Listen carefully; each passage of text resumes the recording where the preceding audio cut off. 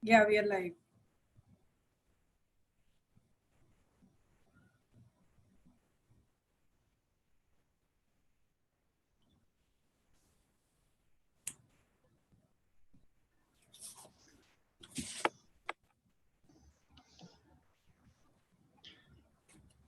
Good evening and a very warm welcome to all our participants.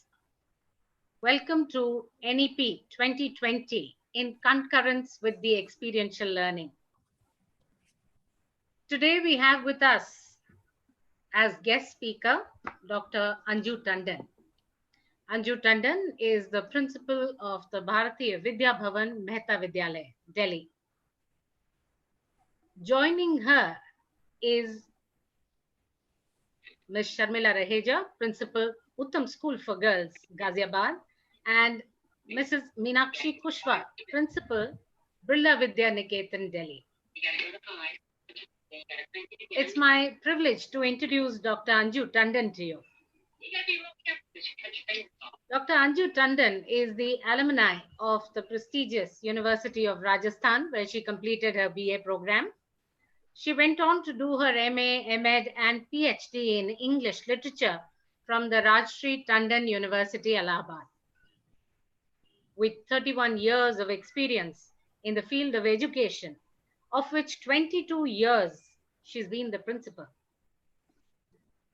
She's the recipient of numerous prestigious awards, among them the most coveted, the CBSE National Award. She's been the resource person for the CBSE, and she's also been the mentor for the CBSE school principals. Very warm welcome, Dr. Tandon. She's currently the vice chair of the NPSC. So she's here to talk to us about experiential learning in the context of NEP 2020.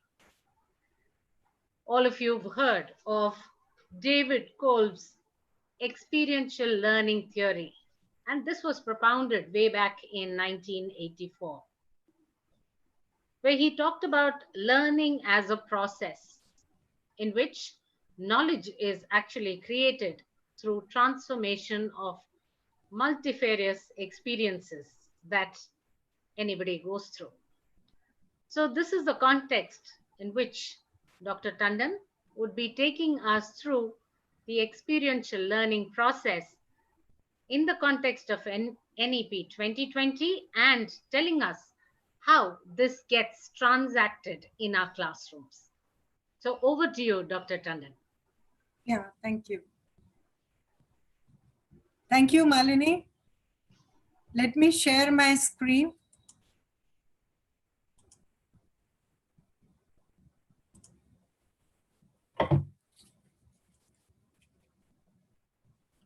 So, Honorable Chairperson, NPSC, Mrs. Malini Narayanan, Secretary, Mrs. Sudha, other esteemed members of the NPSC, the former chairs, Mr. Ashok Pandey is already there, Dr. Vatal, Mrs. Sadhna, I could see her also. Other esteemed members of NPSC, my partners in today's presentation, Mrs. Meenakshi Kushwa, Principal of Birla Vidya Niketan, and Mrs. Sharmila Raheja, Principal of Uttam School for Girls. Dear participants from across the country, at the onset, I would like to express my deep sense of gratitude to Chairperson Mrs. Malini for her very kind introduction. I'm thankful to all my mentors and seniors for providing me this wonderful opportunity to conduct the session on NP 2020 in concurrence with the experiential learning. My thanks to Mrs. Kushwa and Mrs. Raheja for joining and supporting me in the session. So here I go and begin my session, but before I do so, let me brief you all in nutshell what I am going to talk about in another next 45 minutes. So my presentation will be covering NEP 2020, of course, and its linkage with the experiential learning. I'll talk about why experiential learning is the future learning. We'll throw light on what is experiential learning and its benefits, followed by some theories and experiential learning cycle. I will share some examples with steps needed to be followed in experiential learning. I'll and share some activities that were conducted in my school, some tested activities to support experiential learning. And finally, with the time, if time permits, I shall be sharing some tips from the classroom teaching on how to make it work for teachers. So here we go. Education is the fundamental to achieving full human potential, developing an equitable and just society, and promoting national development. These are the first few starting lines of NPE 2020, which promises to provide universal access to quality education, which is key to India's continued ascent and leadership on global stage in terms of economic growth, social justice, equality, scientific advancement, national integration, and cultural preservation. Universal high quality education is the best way forward for maximizing our country's rich talent, as India will be leading demographically by the young brigade in the world over the next decade. And our ability to provide high quality education and educational opportunities will determine the future of this great nation. Such lofty goals will require entire education system to be refigured to support and foster learning so that we are able to reach the critical targets and goals SDG 4.1 Sustainable Development Goals by Agenda 2030. So education system by 2030, the world is undergoing rapid changes in the knowledge landscape. The need, and with various scientific and technical advancements such as big data, artificial intelligence, unskilled jobs will be taken over by the machines, and the need for skilled workforce is going to increase drastically. It is becoming increasingly critical that children not only learn, but most importantly, learn how to learn. Education must move towards how to think critically and solve problems, how to be creative, how to be multidisciplinary, how to innovate by self-learning. Pedagogy must evolve to make learning more experiential, holistic, integrated, inquiry-driven, and joyful, enjoyable, flexible, and learner-centric. The curriculum must include the basic art, craft, humanities, sports, games, fitness, language, culture, values, in addition to science, maths, and language learning to make education more well-rounded, useful, and fulfilling for the learner. Education must build character, enable learner to be ethical, rational, compassionate, caring, and prepare them for gainful employment. The aim must be for India to have an educational system by 2030, which is second to none.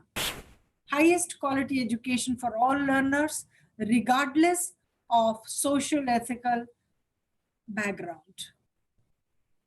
So, National Education Policy 2020 aims to address many developmental imperatives of the country. The new policies lays particular emphasis on the development of the creative potential of each individual. It is based on principle that education must develop not only the cognitive capabilities such as learning, literacy, numeracy, but also social, ethical, and emotional capabilities. So in view of that, the policy introduces transformational, structural, qualitative, and quantitative reforms in the overall education system. It's a bit to make learning more experiential instead of existing stress on rote learning. It is aligned to the 2030 Agenda for Sustainable Development to transform India into a vibrant knowledge society, global knowledge superpower. It aims to make education more holistic, more flexible, multidisciplinary, suited to the needs and aspirations of 21st century learners. And for the first time, it includes the ECCE, the early childhood care, which was not a part of 10+2 structure in our previous policy. So in the past also, several policies and actions have been there from the government side, from the NCF 2005, UNESCO, as well as CBSC for promoting experiential learning. MHRD, Ministry of Human Resource and Development, has started several programs. Its portal, for example, Shagun, the National Teachers Award supports experiential learning. The extensive capacity building program that has been done by the MHRD is another indication of its promotion of experiential learning. NCF 2005 has way back promoted experiential learning, proposed experiential learning, and many state governments are already running several experiential programs such as Aao Angreji Seekhe in Uttar Pradesh, Tamil Nadu is Tamil Nadu Language Cell, in Chhattisgarh early numeracy and literacy. Such programs are already running very, very successfully. UNESCO has also launched Teaching and Learning for Sustainable Development, as well as CBSC has introduced Hubs of Learning, which is a collaborative learning, growth, and enhancement of quality education. It's a teachers training program, are all experiential. The theme of all the teachers training program is teacher training program is to enhance quality in education and is all learner centric. The principles as pedagogical leaders, examination reforms, academic reforms introduced by CBSC recently, outcome-based learning, all support experiential learning.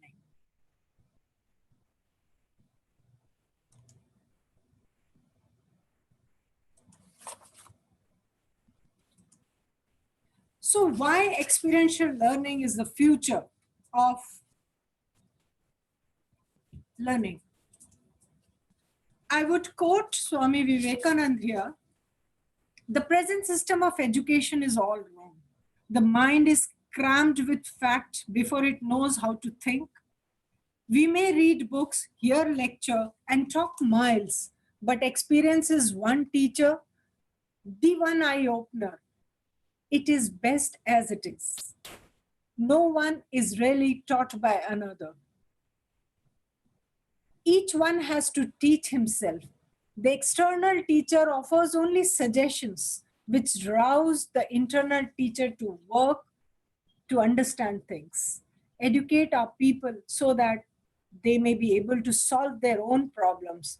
Until that is done, all these ideals, reforms will remain ideas only, unquote. So Swami Vivekananda and many such leaders in the country always reinforced the concept of learning through experiences in life. He asserted that man-making is the most important component of education. He insisted that education should result in developing mind, humans, rather than stuffing with content of books. So the new pedagogy and curricular structure, the new structure and pedagogical schooling structure is based on experiential learning, which is guided by 5+3+3+4 system and replacing the existing 10+2 system. It is divided into 4 stages, very clearly mentioned on the screen, that is foundational stage, preparatory, middle school, and the secondary stage. The foundation stage covers ages 3 to 8. There is addition of pre-primary schooling in the school system, which was not there, followed by grade 1 and 2 for 2 years, and which is flexible, multi-play activity-based learning, and curriculum and pedagogy of ECC is all going to be activity-based experiential learning. The preparatory stage, which is 8 to 11, comprises of grades 3 to 5, is again supported by experiential learning across the science, maths, arts, social science, and humanities. The middle stage covers the 11 to 14 years of age. The grade 6 to 8, subject-oriented pedagogical and curricular styles based on experiential learning. And then the secondary stage, which has been divided into 2 parts, that is 9 and 12, 9 and 10, and 11 and 12. There's more focus on critical thinking, attention to life aspirations, flexibility, students' choice of subject, option to exist at grade 8 and re-enter in 11. So these are some nuances this new pedagogical and curricular structure is introducing. So experiential learning is the basis of NEP 2020. So we all need to adopt experiential learning in all stages of education, and include the integration of arts, sports, hands-on learning, storytelling-based pedagogy, etc. as the standard pedagogy. Art integration and sport integration are cross-curricular pedagogical approaches that we need to follow. Classroom transactions will shift towards competency-based learning and education to achieve the learning outcomes. It aligns assessment tools as and for learning rather than of learning with the learning outcomes and disposition, which are more formative rather than being summative. And all fundamental principles shall be guided by experiential learning pedagogy. So experiential learning as the standard pedagogy for holistic development of learner, for cognitive development, building character, and creating holistic and individuals equipped with 21st century skills to achieve foundation literacy, numeracy for all students by grade 3, rootedness and pride in Indian culture, diversity and its ancient and modern cultural system and traditions, for critical thinking and more holistic inquiry-based, discovery-based education to achieve learning outcomes. Then for scientific temper and evidence-based thinking, creative and innovativeness, sense of aesthetics and art, collaboration and teamwork, problem solving, logical reasoning, vocational exposure and skill, coding and computational thinking, ethical and moral reasoning, and competency-based learning, all are going to be part of the standard pedagogy for the holistic development of the learning. Now, as we see this learning pyramid, we all have experienced that the passive teaching methods, the learning average retention rate is only 5% when you teach through lectures, 10% when the child reads, 20% in the audiovisual, and 30% in the demonstration.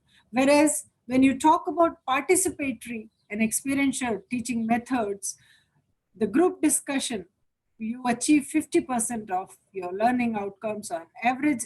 Retention rate is 50%, 75% when you practice by doing, and 90% when you teach others. So what is experiential learning? It's a non-traditional way of learning. Simply put, learning, it's based on learning by doing. It focuses on developing skills in the students through real life experiences. Simply puts, learning through experiences. It's student-centric, plays a very pivotal role in experiential learning. Students have control over their own learning and pace of learning, and students are able to evaluate, think critically, make decisions, and master knowledge by constructing it. Learning experiences to be cooperative, collaborative, and independent. So, some of the benefits of experiential learning. It combines direct experience with focused reflection. It builds on past knowledge and experiences. It requires active involvement in meaningful construction of knowledge. It encourages collaboration, exchange the ideas and perspective, and can be course focused, or it can be class or community focused, or it can be workforce focused. The more such benefits of experiential learning are opportunity for students to take initiative, make decision, be accountable for their results. It addresses classroom diversity. It caters to the different learning styles. Students can engage independently, creatively, emotionally, and socially, and physically. Students can learn from their mistakes as well as successes, and it bridges gap between theory and practical. So I'll show you some clear-cut distinction between the traditional learning methods and the experiential learning methods. The teacher teaches and students listens in the in the traditional class, whereas in the experiential learning class, active learning takes place with real life connect to the context.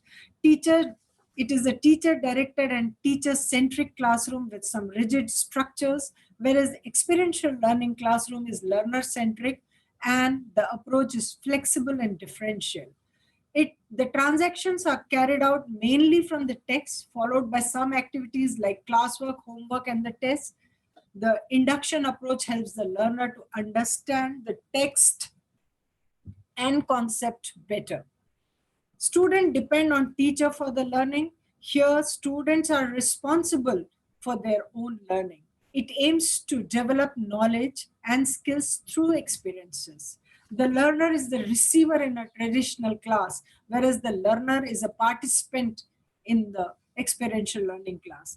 Diagnosis at the end leaves very little scope for summative assessment because summative assessments are given more importance, whereas diagnosis and remedial is provided in an experiential class at every step. This provides lots of scope for formative assessment, self-assessment to take place. There's too much rigidity in the traditional classroom, and this often demotivates the learner, whereas in an experiential class, the learner learns at his own pace and therefore has a high level of confidence. Assessment calls for rote learning in a traditional class, mainly memorization, recalling, and replicating the content done by the teacher, whereas a wide array of assessment strategies such as observation, anecdotes, peer assessment, self-reflection as a collaborative process with the teacher. So what is not experiential learning? Simply doing too many activities in the class without evaluating, without following any rubrics are not experiential activities. Taking students for a visit without any specific learning aims, learning outcomes is not experiential learning. Utilizing very expensive resources for learning, again, is not experiential learning. And watching videos in the class without interacting and without giving opportunity to do, without interaction, without enhancing the thinking skills, critical thinking skills, without expression of thoughts is not experiential learning. So now I would talk about a little bit of theory of behind experiential learning. John Dewey, the father of modern experiential learning, he said that we do not learn from experience. We learn from reflecting on the experience. So there were many proponents of experiential learning: John Dewey, Kurt Lewin, Jean Piaget. but it was made popular by David Cobbs. So David Cobb defines experiential learning as a process where knowledge is created through transformation of experience. Knowledge results from combination of grasping and transforming experience. The basic model that Cobbs recommends is known as do, reflect, and decide model. So according to him, it is the learner who guides the learning process, experiences, observes, reflects, and decides. It gives multisensory experience of learning by using all senses, auditory, visual, tactile, as well as kinesthetic. So experiential learning follows a cycle, some steps of experiential learning. So step one is the concrete experience of doing and having an experience. The learner cannot learn merely by reading or observing. He needs to be actively involved. He needs to participate with all his five senses. So he needs some concrete experience before learning takes place. Then are reflective observations. This is the second stage where the learner reflects at a situation, or before forming an opinion, he connects his past and future, past and present to gain knowledge. So this is by reviewing, by reflecting on the experience. Then is abstract conceptualization, which happens when the learner creates and thinks about some theories to explain his experiences. She gathers information and draws conclusion, learning by thinking. So that's how he concludes his learning experiences and learns from his experiences. And then is the fourth stage, that is the active experimentation stage, where planning, trying out what you have learned. This is uh, one very important stage of experiential learning, where learner applies what he's learned by doing, by creating something new. So Cobb's model is the most popular model of experiential learning.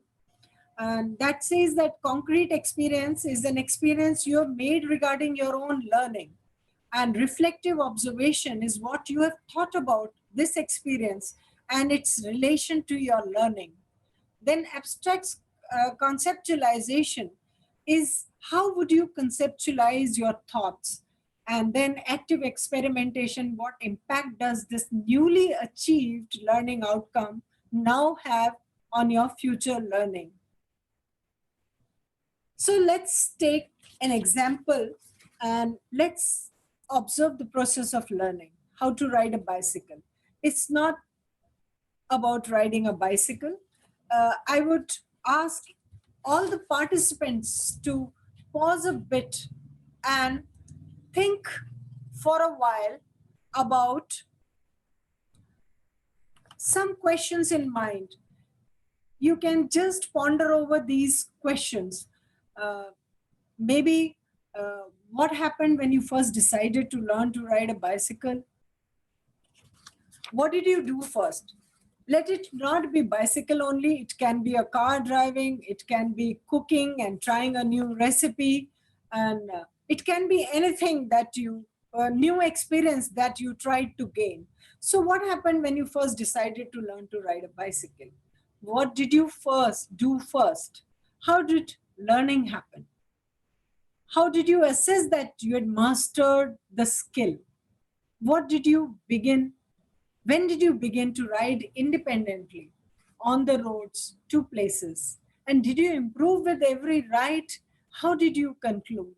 So any learning that takes place is followed by the uh, learning cycle, learning steps that are recommended by David Cobb, which I shared with you just now. So it goes through different steps. Learning cycle goes through either concrete experience all reflective observation or abstract conceptualization or active experimentation. What is important here is that these steps are very, very important to new learning. The sequence may vary. It is not sacrosanct that you may go through concrete experience first or reflective experience first. You can take any experience as your mode of learning. So you can think for a while, take a pause and think these questions. How learning happened? Or for that matter, how did your child learn riding a bicycle?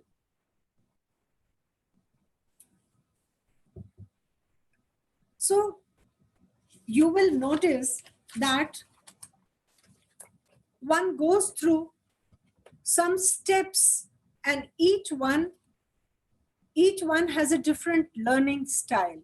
So once you take the step one, that is, if you want to start riding a bicycle, you pick up a bicycle and start riding it. That's your first step. That is, you want to gain some experience about riding a bicycle, some concrete experience about riding bicycle. So you start riding a bicycle. Now you will think about the experience that you gain before going to so you reflect upon the experience that you gained by riding the bicycle. Maybe you had a very smooth ride. Maybe you fell down, you bruised your knee, you broke your hands, and then you did some reflective observation of what did go wrong, where did I go wrong, or what did I do very well. Then you do some abstract conceptualization, how to improve my next ride.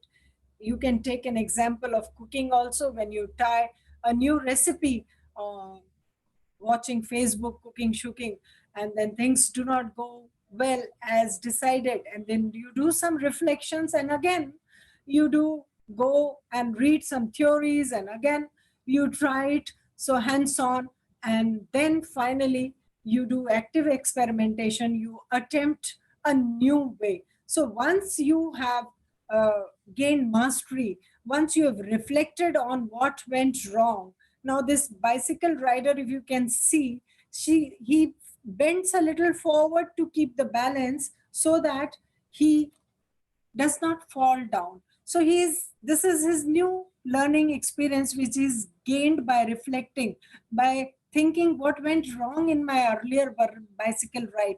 Why did I fell down? And he does some conceptualization in his mind so that he can his ride is smoother next time.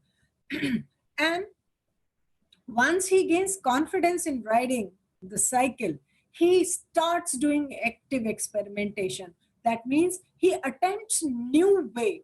The same thing happens in learning. So once you attempt new way, that means he tries to ride the bicycle on one wheel, or he balances, he applies the brake and balances his cycle. So these are the new ways of riding the bicycle. So that is how the same thing happens in learning. When a child goes through the 4 steps of learning, he gains a new experience, he tries new ways, he comes out with something innovative.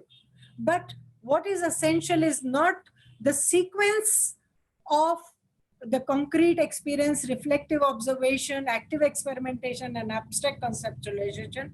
It is the process that one has to go through essentially all these 4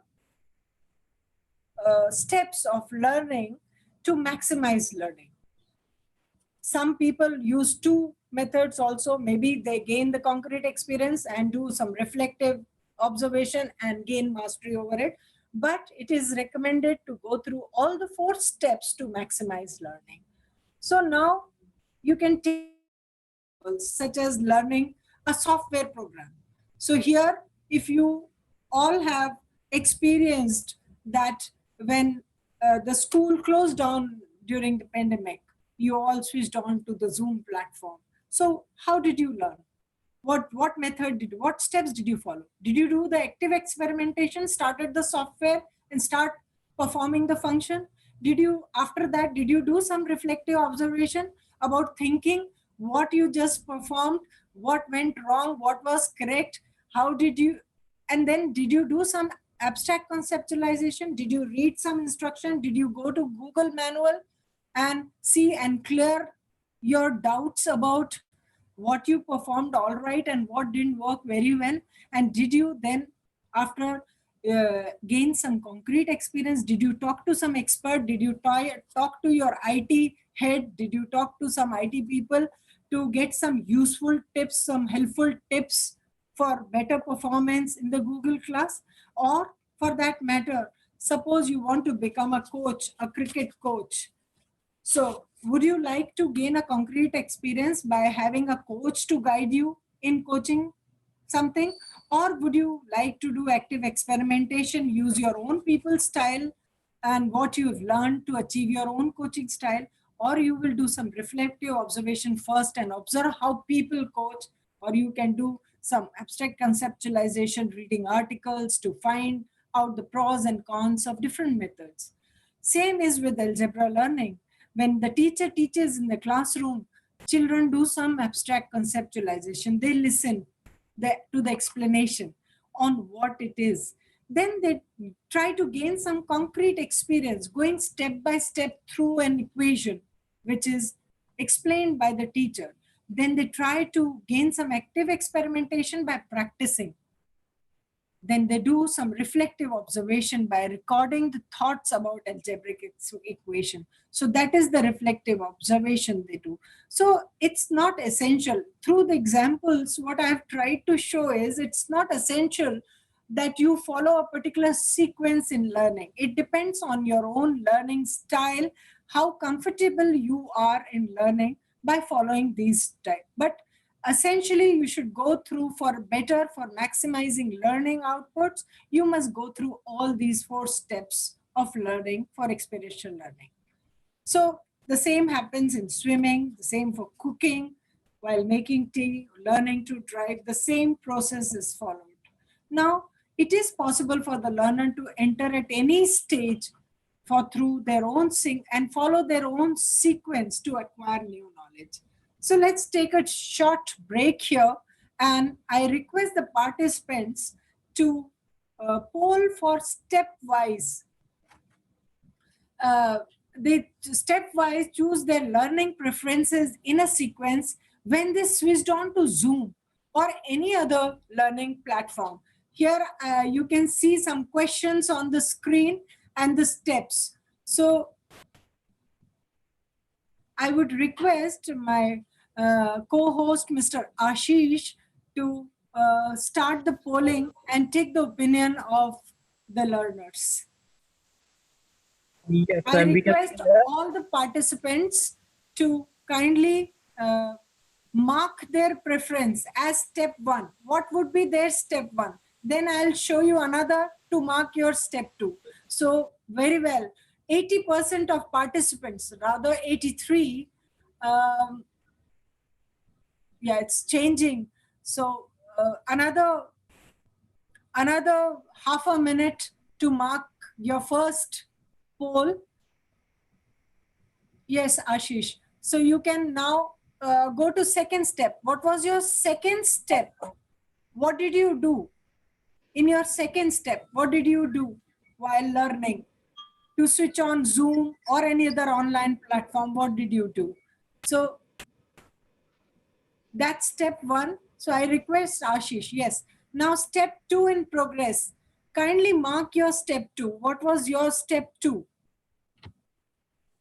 Each of the participants, I request all the participants.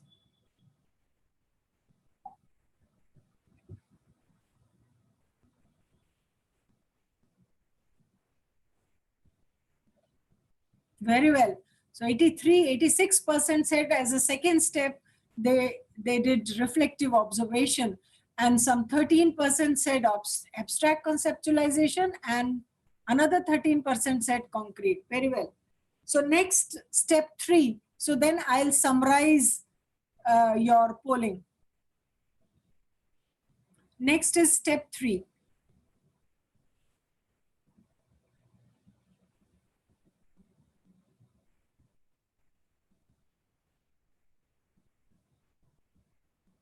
So can I share the results, Ashish?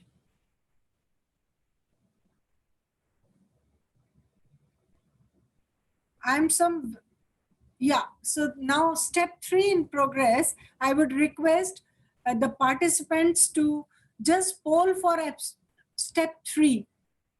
Poll for step 3, please. So that's the participatory presentation. I want your full participation in this presentation. So kindly poll for your third step when you switched on to Zoom or any other online platform. What did you do? How did you enhance learning? Very well. So I can see that some 50% say abstract conceptualization as a third step. Some 13% said reflective observation, and another 38% said concrete experience. Fine. So step 4, as step 4, then I can present the summary before you.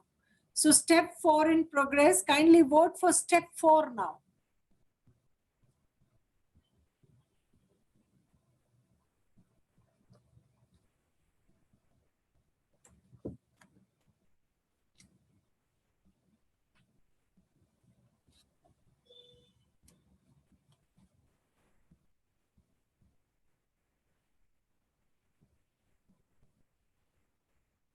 So step 4 in progress, request all the participants to vote please for this step 4 so that I can show you summary in my next slide. So here we go.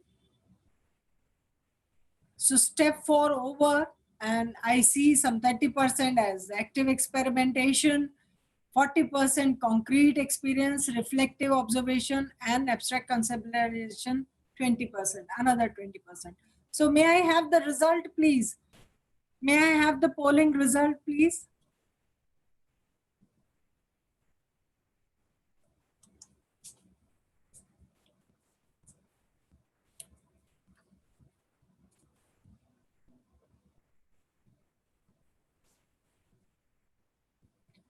So Ashish, may I have the result, please?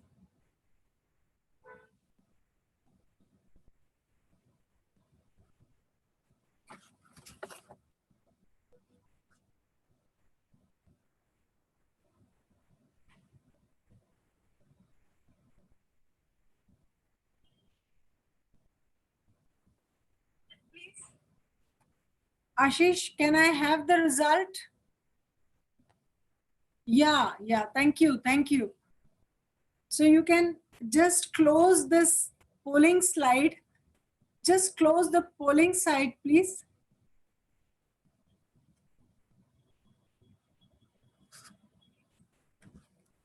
Ashish, can I have the result? Yeah, thank you so much. So we can see that step 1, maximum participants have voted for active experimentation.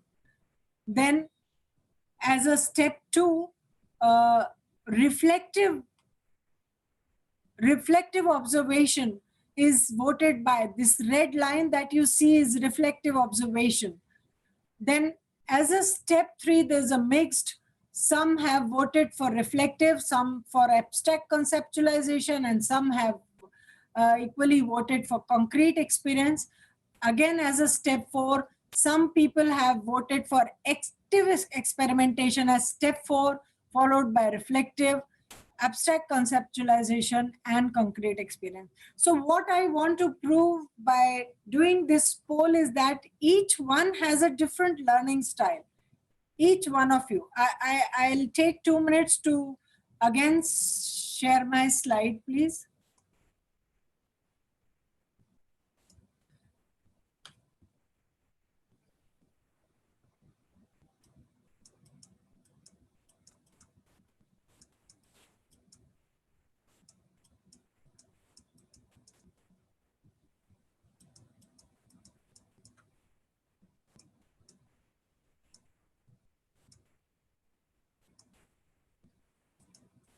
So each one has followed a different learning style. So it is not sacrosanct that you follow a particular style of learning. You can follow any sequence, but in order to maximize learning, one must go through all the steps of learning. So here is the concrete experience which I'm going to link with the different learning styles. So a learner can enter the experiential learning cycle at any stage and follow it through its logical sequence. However, effective learning occurs when all stages are executed by the learner and can use his own strength to learn. So there are some who are the concrete uh, experienced learner. They learn by feeling. So these type of learners are diverging learners who learn better when allowed to observe and collect a wide range of information. Then there are some reflective observers who are assimilating learners who learn better when presented with sound logical theories to consider. Then there are some converging learners who do some abstract conceptualization first by thinking and learn better when provided with practical application of concepts and theories.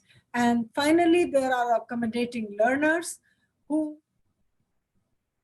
feel and do, who learn better when provided with some hands-on experience. So this is about the linkage of four learning styles and its corresponding four stages as highlighted below. So now I'm going to talk about quickly about uh, some of the available resources that schools have. As I said, that experiential learning do not require costly resources. You can use your own readily available resources to promote experiential learning, such as students. They can do role play, games, song, dances, school playground, some exhibitions, posters, school garden for observing plants, for species, soil, flowers, germination. You can use old clothes for waste management, computers, and many such things. Mom's kitchen for knowing the spices, newspapers, etc. So there are different activities that you can conduct through the easily available resources in your schools for different methods you can use for experiential learning, such as role play, games, puzzles, peer tutoring, storytelling, simulation, and many others. So art integrated activities, one of the most important experiential learning activity that CBSE is also promoting, and it's a cross-curricular activity. CBSE has issued many circulars as well as brochures and handbooks to promote art integrated activity in the classroom.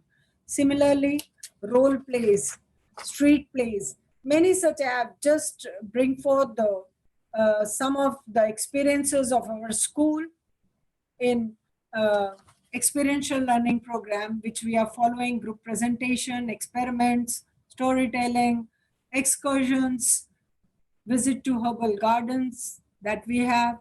Then films and documentaries are very good experiential, provided they're planned, they're there are some learning outcomes, and it's not merely watching a documentary. Then bird feed making, some projects, games and fun activities, peer tutoring, which is very, very effective, experiential learning, theme-based gardens, scrapbooks, group discussions, and such. So these are some of the experiential learning activities that one can follow in the school. Now, how experiential learning, how to make experiential learning work. Experiential learning requires a lot of planning on part of the facilitator. She has to check how to make learning, engagement connected to real life and is meaningful. What works for one class may not work for other class. So otherwise it will be any other teacher-led activity. So a lot of planning is required by the teacher. So role of teacher in experiential learning is very critical, very crucial. Teachers who are well versed in experiential education act as a facilitator in the experiential learning program. This means putting the students at the center and involving them in decision making and problem solving. The teacher as a facilitator also means facilitating the transfer of knowledge to the real world. So how experiential learning program works? So to analyze, you have to first analyze the need, and the prior knowledge is very, very important, because experiential learning is a constructive based pedagogy where student builds his own knowledge. So it's very important to check the prior knowledge of the student through quizzes, tests, role plays, freeze frame, word sentences, whatever. Then plan the student-centric hands-on activity related to real life. Then select type of experiential learning strategies to be adopted, whether it is a classroom-based strategy or it is a field-based strategies. Whether you prefer an art integrated activity. At the end of, what is most important is, at the end of experiential learning, students should be able to do something new. I'm going to share some one or two lesson plans, if Malini allows and the time permits. Explain the ground rules about the how the class will proceed, then ensure the availability of resources that are required, that is the teacher's planning. Use daily objects such as class stationery, leaves, stones, toys, students themselves, their five senses as the learning resources. Classroom-based experiences are better imbibed through group work. Use positive for reinforcement for joyful learning. It's okay if the students make mistake. And experiential learning is incomplete without reflection, to be as individual or in pair or in group, and conduct assessment to check learners' knowledge, skill, ability to relate to real life experience. So let me take an example of fun with magnet. So what would be the concrete experience in this learning?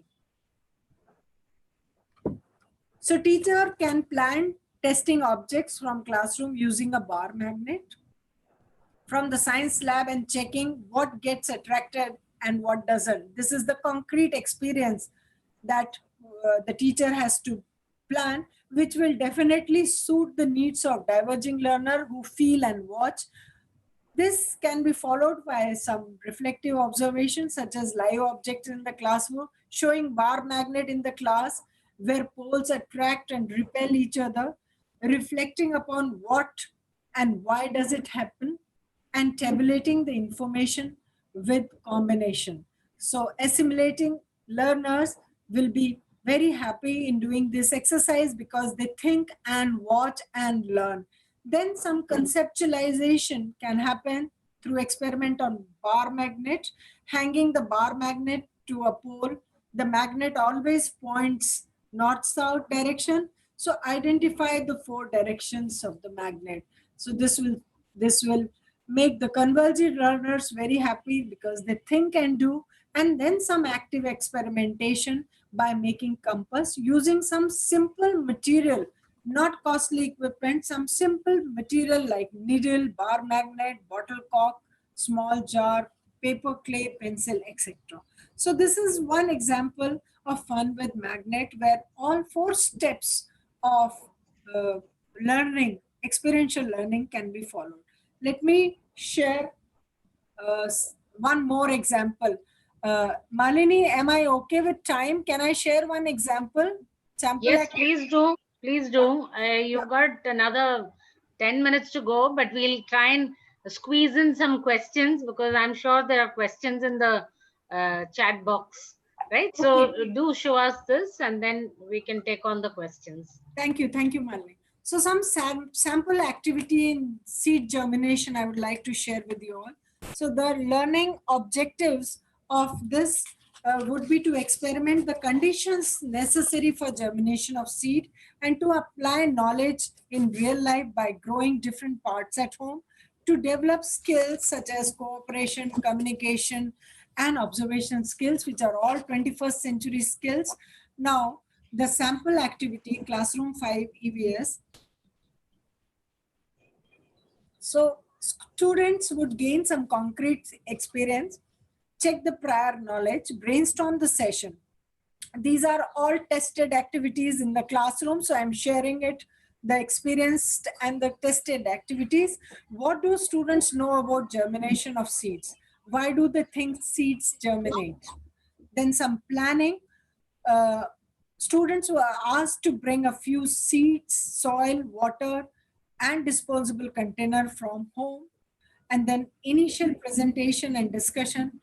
Each student sowed few seeds in a disposable container filled with litter soil. They added little water and placed their individual container in the sunlit area of the class. Every day they watched the growth of the seeds and noted the same. So some reflective observation. What went on well? Students were elated to see the plants grow each day, and the teacher asked them to repeat the activity at home. What did not go as expected? Some students complained that seed did not sprout into saplings. Then the teacher asked them to explain to the class the process they followed for germination of seeds. They tabulated the information. Then assessment rubrics for this reflective observation is observation, communication, and peer interaction. Then some abstract conceptualization. After explaining the process well, a few students asked some questions. Where should they keep the pot? Were they giving enough water to the plant? Was proper sunlight reaching the pot? Why do seeds germinate? How do seeds germinate? These are the some questions that the students are asking to conceptualize the things. So all students then shared the experience about seed germination amongst each other. So this is a peer learning. The one who successfully completed the process mentioned that they sowed seed in ample sunlight and air. So here is the concept formulation. So children learn without the textbook that sunlight and air are the basic needs for plant and seed to germinate. Then some active experimentation. The teacher told them to grow different plants from other seeds at home and bring to the class. Students will find out, do all plants grow from seeds? Students brought their plants to the class and gave presentation of their experience. Then the rubrics of assessment would be clarity of concept, analysis, and presentation. Then another step is assessment. Teacher took the assessment of the class again by giving a worksheet after 1 week. And teacher was very, very happy to see that every student was able to explain the complete process of germination very confidently. Students develop many skills, life skills such as observation, communication, peer interaction, etc. The teacher was satisfied and realized that experiencing is the best way of learning.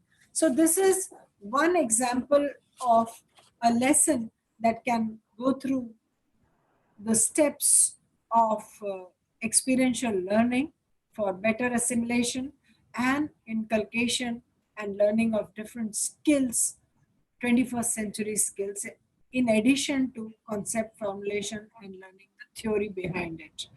So that's an example. So I would like to finish on here because I think so. Experiential learning model follows an experience, it share, process, journalize, and apply.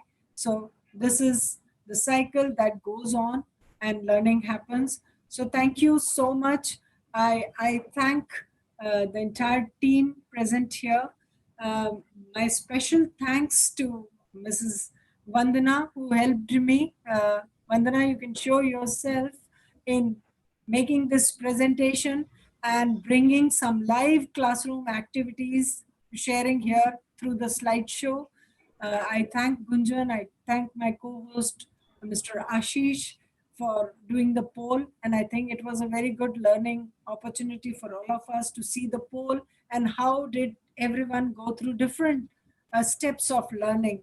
So experiential learning is now what NEP recommends, and it is for the teacher to adopt it in the classroom teaching to make the learning outcome based and enhance the learning.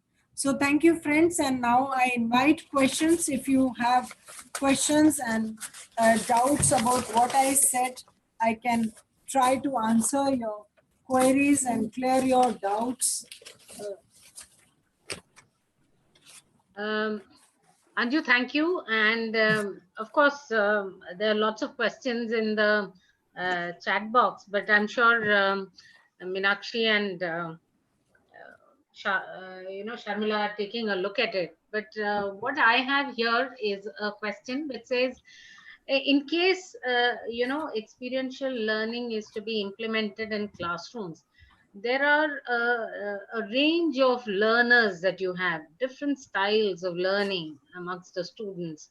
So how are you going to address that diversity when you do this kind of an activity and take them through the process of experiencing something and constructing their knowledge out of the experience? So thank you, Malini. It's a wonderful question. I would say that experiential learning encourages independent reflection and observation. It allows classroom to cater to the diversified learning styles of the learner. As I have already shared with the slideshow, experiential learning suits the learner who learn better through observing. Others, it helps the learners who learn when presented with some sound, logical theories. It helps the learners who understand by doing hands-on. So it helps and addresses the needs of diversified learner. To maximize learning, teacher can delegate the task more efficiently based on the strengths of the learner and their learning preferences. Also, in case of classroom with the learners from different backgrounds and cultural contexts, the educator can tailor the learning experience to address the diversity effectively. So that's what I feel, that the experiential learning class addresses the diversity as well, and very well. Yeah, thank you so much. While I sift through the other questions, I'll quickly, you may like to request Meenakshi or Sharmila to quickly get a Yeah. question in for you. Sharmila, would you have a question? Meenakshi? Yes, if I may, if the time permits. Anju, what a wonderful session. And you spoke about experiential learning, gaining experiences while learning. But always it is not possible to give experiences to children because teachers have a lot of other things to do because they have to ultimately prepare the child for the paper pen test. So how do you think that it is made possible? So thank you, Meenakshi. Very good question. And I think all the participants must be thinking about this question. So very practical question, and happy that you have raised this question. So you've very rightly pointed out that the aim of assessment in the culture of our schooling system is theoretical and summative, and primarily it tests the rote memory. But the new NEP recommends a shift from this kind of learning. The assessment is going to be more competency based. The in the traditional classroom, the teacher finishes the course, gives some notes and content, and the child reproduces it in the exam. My answer to your question is, one of the foremost changes this NP 2020 has proposed is the change in assessment. The content and the theoretical part is being reduced, and there's an increased flexibility to the school with renewed emphasis on constructing rather than rote learning. So the assessment will be more competency based, as I've already said, that promotes and optimizes learning. And up to class 8th, The schools are given flexibility to do assessment from multiple sources and diverse sources in order to develop a deep understanding of what the student knows, understand, and can do with their knowledge as a result of their educational experience. The process complete when assessment results are used for further learning, and more emphasis on assessment for learning as learning, which is diagnostic and more formative in nature rather than assessment of learning, which is more theoretical and summative in nature. So example, the new policy promotes portfolios, journals, interviews, peer assessment, self-assessment, student structured assessment. And in senior classes, it is more competency based, problem solving skills, analytical skills, case study based questions, which will shift the focus from theoretical to more on thinking skills, more on critical thinking and problem solving skills.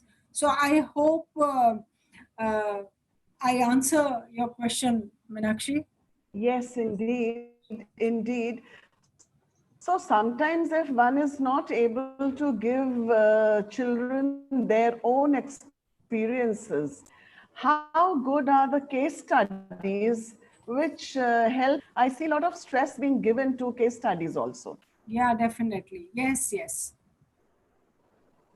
So case studies are good tools. Yes. All right. So definitely, yes. Meenakshi, case studies help to learn from the experiences of others and should be used extensively while teaching. The case study rely on the real life or hypothetical scenarios and are likely to involve a qualitative aspect that includes understanding the situation and give a recommendation or solution that refer to the presented information. So case study do not require any prior knowledge or preparation. Uh, Through case studies, we can prepare them to real life situation, 21st century competencies.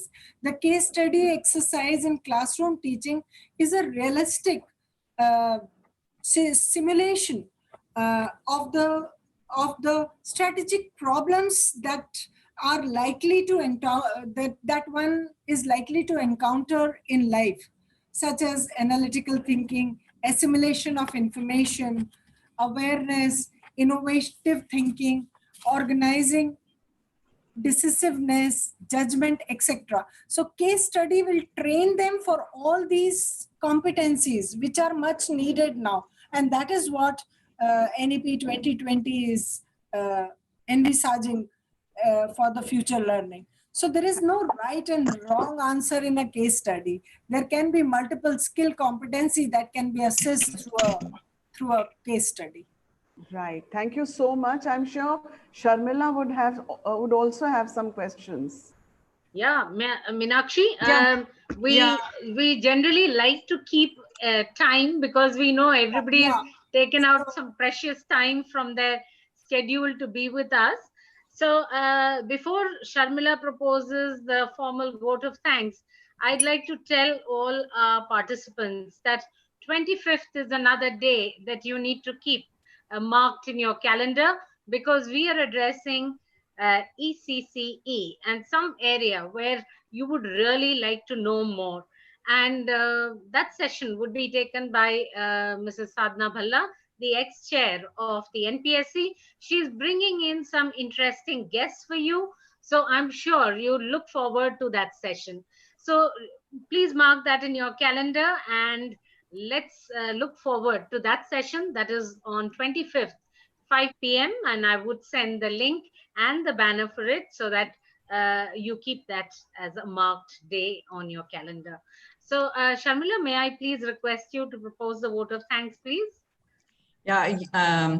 It's an absolute privilege to thank Dr. Anju Tandon, Principal Bharatiya Vidya Bhavan, Mehta Vidyalaya, Vice Chairperson NPSC, for taking us through the buzzwords of today's education, NEP 2020 and experiential learning. I'd also like to thank Meenakshi Kushwaha, Principal Bharatiya Vidya Bhavan, and our treasurer for being a bridge between the audience and the speaker. And of course, I will definitely thank those who have made this happen. Malini, our chairperson in PSC, Principal Army Public School, Shankar Vihar, Sudha Acharya, our secretary, our principal ITL school, people who are visualizing all this. And I will not forget our guiding lights, Dr. Ashok Pandey, ex-chairperson NPSC and director Alcon School, Sadhna Bhalla, who's here again, ex-chairperson, and the audience for being here, for participating and giving us an insight into what educators think. Thank you so much, everyone. Thank you, NPSC, for looking ahead and guiding us and taking us all forward ahead. Thank you so much. Thank you so much, Sharmila. So Thank you with for that, patient looking, yeah, Anju, thank you so much.